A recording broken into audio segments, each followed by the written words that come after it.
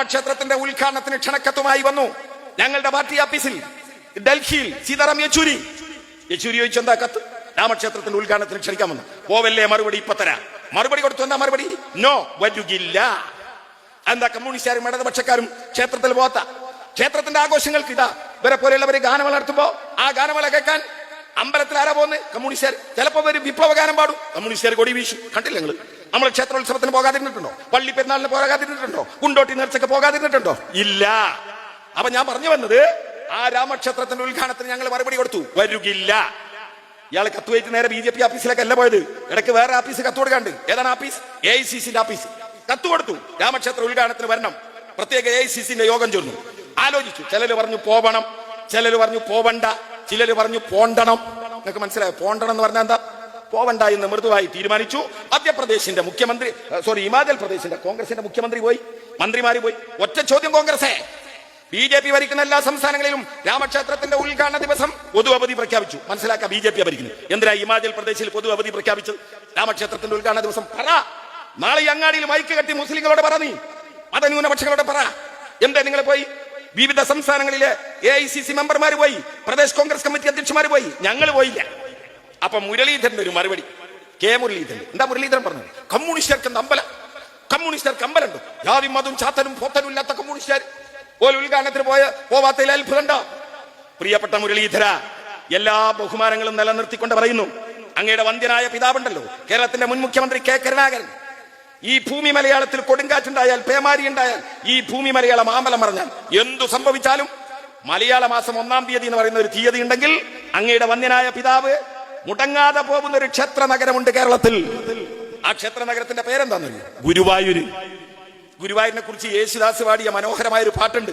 എന്റെ ഈ ചെലമ്പിച്ച ശബ്ദത്തിൽ ഞാനിപ്പോ അത് പാടിയാൽ ഒഴിവുള്ള കസേര എടുത്ത് നിങ്ങൾ എന്നെ എറിയും എന്ന നല്ല ബോധ്യമുള്ളതുകൊണ്ട് ഞാൻ പാടുന്നില്ല. ഒന്ന് പറയാ, എന്താ യേശുദാസ് പാടിയത്? ഗുരുവായൂരമ്പല നടയിൽ ഒരു ദിവസം ഞാൻ പോകും. യേശുദാസിന് അകത്തേക്ക് കയറാൻ പറ്റില്ല. എന്താ കാരണം? യേശുദാസ് ക്രിസ്ത്യാനിയാണ്. പ്രിയപ്പെട്ട മുരളീധര, ഈ കേരളത്തിലെ സകല ഹിന്ദുക്കളും തങ്ങളുടെ പ്രിയപ്പെട്ട ദൈവത്തെ, ഭഗവാൻ ശ്രീകൃഷ്ണനെ, ഗുരുവായൂരപ്പനെ ഒന്ന് കാണാൻ, പരാതികളും പരിഭവങ്ങളും പറഞ്ഞ് പരിഹാരം ആവശ്യപ്പെട്ട് പ്രാർത്ഥിക്കാൻ ഒരുമിച്ചു പോയി ഗുരുവായൂരമ്പലത്തില്. അവിടെ എത്തിയപ്പോൾ അവരിൽ ചിലരുടെ മുമ്പിൽ ആ വാതിലുകൾ കൊട്ടിയടക്കപ്പെട്ടു. എന്താ കാരണം?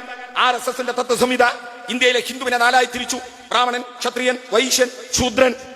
ബ്രാഹ്മണൻ ദൈവപുത്രൻ, ശൂദ്രൻ അവൻ അടിമപ്പണി ചെയ്യാൻ വിധിക്കപ്പെട്ടവൻ.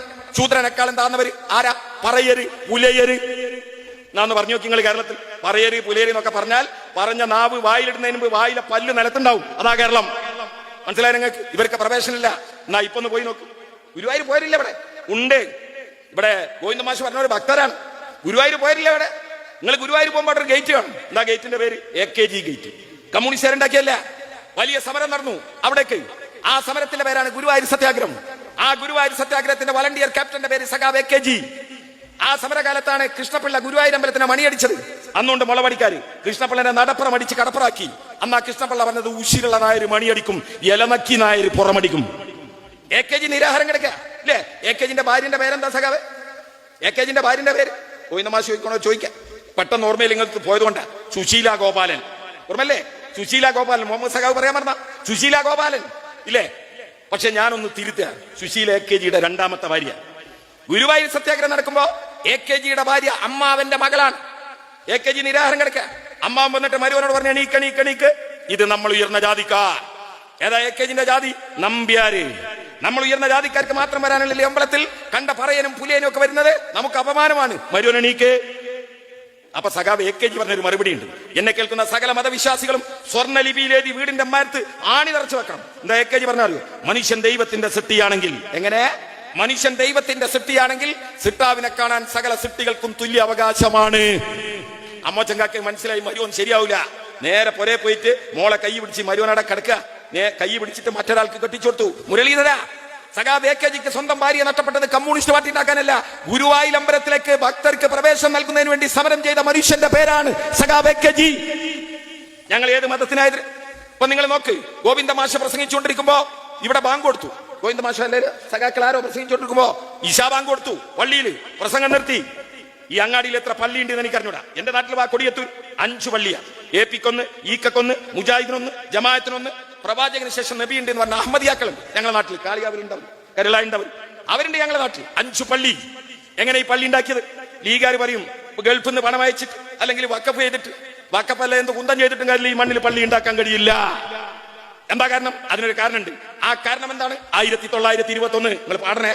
1921 അന്ന് നമ്മള് ഇമ്മലയാളത്തില് ഒത്തുചേർന്ന് വെള്ളയോടെ എതിർത്ത് നല്ല മട്ടില് നമ്മൾ ഉണ്ടാക്കുന്ന നെല്ല് ജന്മിമാരെ തീറ്റുവാൻ സമ്മതിക്കില്ലെന്നതാണ് ഏതു ഏറ്റുമുട്ടുവാൻ. നമ്മളുടെ കാശ് വാങ്ങി ഇംഗ്ലണ്ടിലേക്ക് അയക്കുവാൻ സമ്മതിക്കില്ലെന്നതാണ് ഏതു ഏറ്റുമുട്ടുവാൻ. ഞാൻ ഒരു സ്ഥലത്ത് മുമ്പ് ഈ പാട്ട് പാടിയപ്പം ബാക്കിൽ ഒരു ലീഗിന്റെ കാക്ക ഇങ്ങനെ തലാട്ടുണ്ട്. മൂപ്പര് വിചാരിച്ചത് മോയിൻകുട്ടി വൈദ്യർ എഴുതിയെന്ന അല്ല, ഇതെഴുതിയ മനുഷ്യന്റെ പേര് സഖാവ് കമ്പളത്ത് ഗോവിന്ദൻ നായർ എന്ന കമ്മ്യൂണിസ്റ്റുകാരനാണ്. അല്ലേ? പാട്ടുകാരൻ അവിടെ ഇരിക്കുന്നു. കൃത്യമായി കൈരളിയിൽ പാട്ടാരെ എഴുതിയെന്ന് ചോദ്യത്തിന് ഉത്തരം പറയുന്ന ആളുടെ മുമ്പിലാ ഞാൻ ഈ പ്രസംഗിക്കുന്നത്. മനസ്സിലായോ? ആ കമ്പളത്ത് ഗോവിന്ദൻ നായരെ പോലീസ് വിളിച്ചുകൊണ്ടുപോയി കുണ്ടോട്ടി സ്റ്റേഷനിലിട്ട് അടിച്ചിട്ട് കൈവിരൽ മുറിച്ചു. എഴുതിയ കൈവിരല്. ഈ കവിത പ്രസിദ്ധീകരിച്ചതിനാണ് ചരിത്രത്തിൽ ആദ്യമായി ദേശാഭിമാനി പത്രം ബ്രിട്ടീഷുകാർ അടച്ചുപൂട്ടിയത്. മനസ്സിലായി നിങ്ങൾക്ക്? ഇനി പള്ളി ഉണ്ടാക്കണ്ട. പിന്നെ മമ്പറം മക്കാമിൽ ആലി മുസ്ലിയാരുടെ നേതൃത്വത്തിലാണ് ഈ സമരം നടക്കുന്നത്. ഇവിടെ സ്വരാജ് എപ്പോഴും പ്രസംഗിക്കണ്ടല്ലോ. നമ്മളെ കൂളിമാടക്കര എന്തിനാ സ്ഥലത്തിന്റെ പേര്? കൊന്നാരി. സ്വരാജിന്റെ പ്രസംഗത്തിലുണ്ടാവും കൊന്നാര് വള്ളിക്ക് വെടിവെച്ചതിന്റെ കഥ. സ്വരാജ് പറയാ ആ കൊന്നാര് തങ്ങള് നേതൃത്വം കൊടുക്കാണ്. അതുകൊണ്ട് പള്ളി ഉണ്ടാക്കണ്ട, മദ്രസ ഉണ്ടാക്കണ്ട. 47 സ്വാതന്ത്ര്യം കിട്ടിയല്ലോ, കോൺഗ്രസ് അധികാരത്തിൽ വന്നല്ലോ. എന്തേ നിയമം മാറ്റാൻ ഈ ബ്രിട്ടീഷുകാരെ കൊണ്ടുവന്നേ? 1950 പിന്നെ ഇന്ത്യ റിപ്പബ്ലിക്കായി, മദിരാശി ഗവൺമെന്റ് ഉണ്ടായി, കാമരാജ് മുഖ്യമന്ത്രിയായി, ലീഗിന് 5 MLA-മാർ, 6 ഉപ്പി സാഹിബ്, സീതി സാഹിബ്, ഓക്കരി സാഹിബ്, ചടയൻ സാഹിബ്, മറ്റേ സാഹിബ്, മറിച്ച സാഹിബ് 6. മനസ്സിലായി? എന്നാൽ ഈ പള്ളി ഉണ്ടാക്കാൻ നിയമം കൊണ്ടുവന്നില്ല. 1957 ഏപ്രിൽ 5 വെള്ളിയാഴ്ച ഉച്ചയ്ക്ക് ശേഷം അധികാരത്തിൽ വന്ന EMS ഗവൺമെന്റ് ഒരുപാട് പരിഷ്കാരം കൊണ്ടുവന്നു. സമയക്കുറവുകൊണ്ട് ഞാൻ പറയുന്നില്ല. അദ്ദേഹം ഏപ്രിൽ 25 ഇവിടെ വരുന്നു. എവിടെ? പട്ടാമ്പിക്കടുത്ത പുലാമന്തോളിൽ സ്വീകരണം കഴിഞ്ഞ് EMS പോകുമ്പോ കുറെ ആളുകൾ EMS-ന്റെ അടുത്തെത്തിയിട്ട് അദ്ദേഹത്തിന് നിവേദനം കൊടുത്തു. ആ നിവേദനം കൊടുത്തിട്ട് ആ നിവേദനം വായിച്ച് സഖാവ് EMS പറഞ്ഞു. എന്താ നിവേദനം വായിച്ചിട്ട് പറഞ്ഞത്? വഖഫ് ചെയ്ത ഭൂമിയും വയറിൽ പറഞ്ഞ പണവും ഉണ്ടായിട്ടും പള്ളി ഉണ്ടാക്കാൻ കഴിയാതെ അത് സ്ഥാപിക്കാൻ മദിരാശിയിലേക്ക് നടന്ന് ചെരുപ്പ് തേഞ്ഞ മുസൽമാനെ ഇനി ഞാൻ തിരുവനന്തപുരത്തേക്ക് നടത്തില്ല എന്നാ പറഞ്ഞ. ഏപ്രിൽ 25 മെയ് 25 നിയമം കൊണ്ടുവന്നില്ല. മെയ് കഴിഞ്ഞു. അത് കഴിഞ്ഞ ഒരാഴ്ച കഴിഞ്ഞപ്പോ ജൂൺ മാസം 7-ാം തീയതി 1957 ജൂൺ മാസം 7-ാം തീയതി സഖാവ് EMS-ന്റെ ഗവൺമെന്റ് ഉത്തരവ് കൊണ്ടുവന്നു പള്ളി ഉണ്ടാക്കാൻ. അതിന്റെ കോപ്പിയാണ് ലീഗ് ഇത്. സംശയം ഉണ്ടോ? ലീഗിന് ജമാഅത്തിന് ഇവിടെ കൊടുക്കും. നിയമം വായിക്ക്, അല്ലെങ്കിൽ കേസോട് കോടതിയിൽ. ഗവൺമെന്റിന്റെ സർക്കാർ ഉത്തരവ് എത്രയാ നമ്പർ? MA 4/16/410/57/PD. മനസ്സിലായോ? നമ്മുടെ നാട്ടില് പള്ളി ഉണ്ടാക്കാനേ നിയമം കൊണ്ടുവന്ന് നിങ്ങൾ പറഞ്ഞ ജാതി മതം ചാത്തനും പോത്തനും ഇല്ലാത്ത കമ്മ്യൂണിസ്റ്റുകാര്. ഞാൻ ചുരുക്കാൻ ഇതിന് വരെ പറയുന്നുണ്ട് കമ്മ്യൂണിസ്റ്റുകൾക്ക് മതമല്ല. എന്താ കാരണം? കാറൽ മാക്സ് പറഞ്ഞിട്ടുണ്ട് മതം മനുഷ്യനെ മയക്കുന്ന കറുപ്പാൻ. നിങ്ങളൊന്ന് കാണിച്ചു തരാം എവിടെ പറഞ്ഞു. എന്താ കാറൽ മാക്സ് പറഞ്ഞത്? ഈ ലോകത്തിന്റെ ആത്മീയ ഗ്രന്ഥം തന്നെ മതമാകുന്നു. ഹൃദയമില്ലാത്ത ലോകത്തിന്റെ കാരുണ്യമാണ് മതം. മർദ്ദിതന്റെ നിശ്വാസമാണ് മതം. ആ മതം കറുപ്പുമാണ്. It is an opium. EMS-ന്റെ നിർവചനമുണ്ട്. ആ കാലഘട്ടത്തിൽ വേദന സംഹാരിയായി ഉപയോഗിച്ചിരുന്ന ഒപ്പിയം അഥവാ കറുപ്പ്. വേദനിച്ചുകൊണ്ടിരിക്കുന്ന മനുഷ്യന് കറുപ്പ് കൊടുത്താൽ ഒരാശ്വാസം കിട്ടും. ഇപ്പൊ കുറെ പെണ്ണുങ്ങൾ ഇവിടെ ഇരിക്കുന്നുണ്ട്. പ്രസവിച്ചവരുണ്ടാവും, പ്രസവിക്കാത്തവരുണ്ടാവും. പ്രസവിച്ചു കഴിഞ്ഞപ്പോൾ നിങ്ങൾക്കൊരു ക്ഷീണം ഉണ്ടാവും, ശരീരത്തിൽ നിന്ന് രക്തമൊക്കെ പോയിട്ടുണ്ടാവും. നിങ്ങളുടെ ഭർത്താക്കന്മാർ നിങ്ങൾക്കൊരു ടോണിക്ക് കൊണ്ടു തന്നില്ലേ?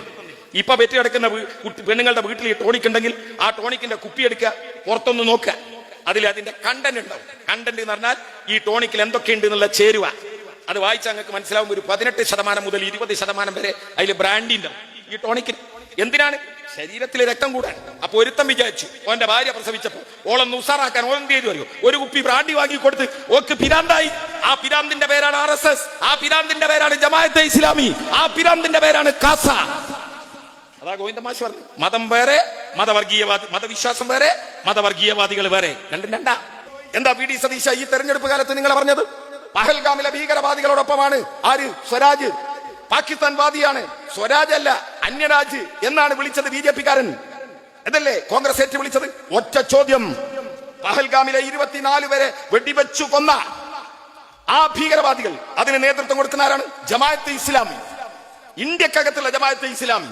ഇത് ഞാൻ പറയല്ല, ജമാഅത്തെ ഇസ്ലാമിയുടെ പ്രബോധനം പറയാ. അവരുടെ കൂടെയല്ലേ VD സതീശൻ. എന്ത് പറയാനുണ്ട് നിങ്ങൾ ആലോചിച്ചോക്ക്. MA ബേബി സഖാബും റഹീം സഖാബും ഇന്നലെയും ഇന്നും കാശ്മീരിലുള്ളത്. കാശ്മീരിലെ പാർട്ടി പ്രവർത്തനത്തിന് പോയതാ. അവരൊരു ചെറുപ്പക്കാരന്റെ ബാപ്പയുടെ ഉമ്മയുടെ കൂടെ ചിത്രമെടുത്തു. ആരാണ് ആ ചെറുപ്പക്കാരൻ? ഭീകരവാദികൾ വെടിവെച്ച് കൊല്ലാൻ ശ്രമിച്ചപ്പോ അവരെ രക്ഷിക്കുന്നതിനിടയിൽ മരിച്ചു വീണ ആദിൽ എന്ന മുസ്ലിം രാമചന്ദ്രൻ എന്ന് പറയുന്ന ഒരു മനുഷ്യൻ ഈ കേരളത്തിൽ കൊല്ലപ്പെട്ടു.